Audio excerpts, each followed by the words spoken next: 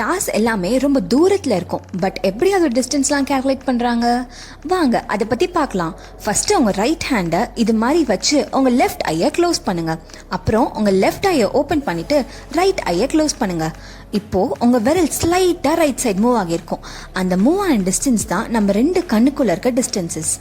But பின்னாடி பேக்ரவுண்டில் இருக்கிற எதுவுமே அவ்வளோவா மூவ் ஆகியிருக்காது.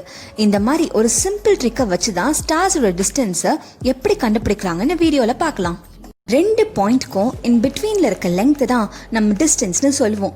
யூஸ்வலாக டிஸ்டன்ஸை மெஷர் பண்ண நார்மல் டேப்போ இல்லை டிஜிட்டல் மீட்டர்ஸோ யூஸ் பண்ணுவோம். பட் ஸ்டார்ஸோட டிஸ்டன்ஸை மெஷர் பண்ண இந்த மெத்தட்ஸ் எதுவுமே யூஸ் ஆகாது. ஸ்பேஸில் light years or astronomical units or parsec அப்படிங்கிற யூனிட்ஸை வச்சு தான் டிஸ்டன்ஸ் மெஷர் பண்ணுவோம். லைட் 1 செகண்ட்க்கு 3 lakh kilometers ட்ராவல் ஆகும்.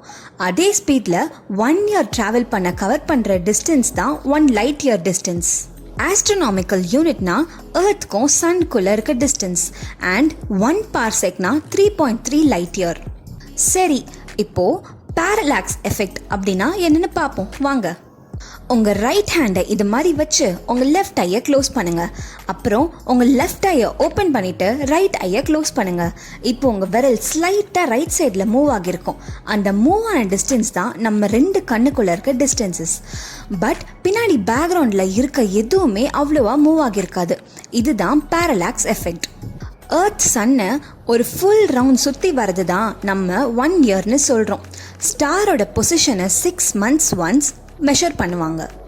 அதாவது எர்த் ஆர்பிட்டில் ஒரு சைடு இருக்கும்போதும் ஆஃப்டர் 6 months ஆர்பிட்டோட இன்னொரு சைடில் இருக்கும்போதும் எர்த்தோட பொசிஷனுக்கு ஏற்ற மாதிரி ஸ்டாரோட பொசிஷன் ஷிஃப்ட் ஆகும்.